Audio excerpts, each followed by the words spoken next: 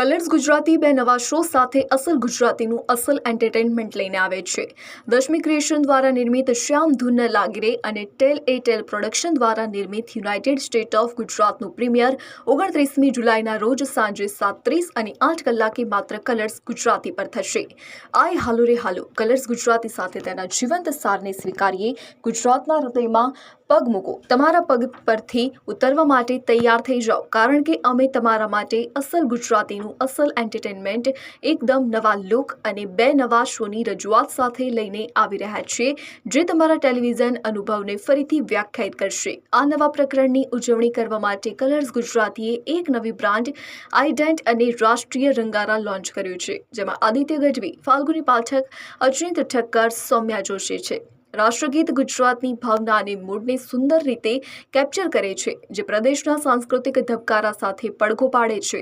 Channel પ્રસ્તુત કરે છે યુનાઇટેડ સ્ટેટ ઓફ ગુજરાત। આ શો કારણ કે આમે બધા એમ જ કહે છે કે હું બહુ કડક સ્વભાવની છું, તો હા હું છું। કારણ કે જ્યારે બાળકો અમુક સીમા ઓળંગે ત્યારે એમને કાબુમાં રાખવા પડે, અને જો એ લોકોને ન રાખીએ તો એ લોકો વેરવિખેર થઈ જાય, એટલે મારે એ લોકોને સંભાળવા એ મારી જવાબદારી છે। એટલે હું સૂર્યકાંતા બા છું, પણ રાગીની તરીકે એટલી નથી। હા, ચેલેન્જ તો કાંઈ જ નથી, કેમ કે હું દિલથી ને વટથી ગુજરાતી જ છું। તો મારા માટે તો સૌભાગ્યની વાત છે કે હું મારી ભાષા માટે, ગુજરાતી કલ્ચર, ગુજરાતી ઇન્ડસ્ટ્રી માટે કોન્ટ્રીબ્યુટ કરી શકું છું મારા સ્કિલ્સના લીધે। તો ઓફકોર્સ લાઈક જો ઘણા ચેલેન્જીસ તો હોય છે એઝ એન એક્ટર, બિકોઝ તમારે કેરેક્ટર બિલ્ડ કરવાનું હોય છે। તો ઓફકોર્સ ચેલેન્જ તો છે જ, કેમ કે આપણે ઓડિયન્સને એન્ટરટેન કરવા છે। તો આ કેરેક્ટરમાં ઘણી મહેનત કરી છે। તો હું કેશવ મોદીનું કેરેક્ટર પ્લે કરું છું યુનાઇટેડ સ્ટેટ ઓફ ગુજરાતમાં, અને કેશવ દ્વારકાનો છોકરો છે, એક ફ્લેમ્બોયન્ટ ટાઈપ કેરેક્ટર છે। તમે કહી શકો એવી રીતે કે દ્વારકાનો રણવીર સિંહ છે, always like full of energy, happy go lucky guy. અને પછી દ્વારકામાં આવે છે કે સંસ્કૃતિનું કેરેક્ટર, અને બહુ આલા લાગે છે કેશવને મેડમ, અને જે સંસ્કૃતિ આવી છે દ્વારકામાં, તો એના મનમાં ઘણા પ્રશ્નો છે।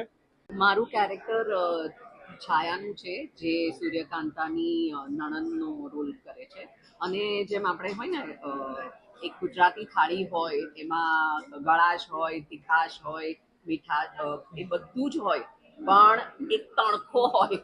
એ આ તણખો છાયા છે કે જ્યાં કંઈક સીધું ચાલતું હોય ત્યાં કંઈક એક ચમકલું કરવું જ જોઈએ, કારણ કે સીધું આપણને ફાવતું નથી। એટલે એ તણખો હું છું, એ આડું કરવા વાળી છાયા છે। અને ખૂબ સુંદર વાર્તા છે, તમે લોકો જોશો એટલે તમને ખબર પડશે, અને બહુ જ મજા આવશે। એટલે પહેલો એપિસોડ જોશો, પછી બીજા દિવસે એપિસોડ જોવાની રાહ જોશો કે ક્યારે 8 વાગે અને ક્યારે અમે સિરિયલ જોવા બેસી જઈએ। બહુ જ મજા આવશે।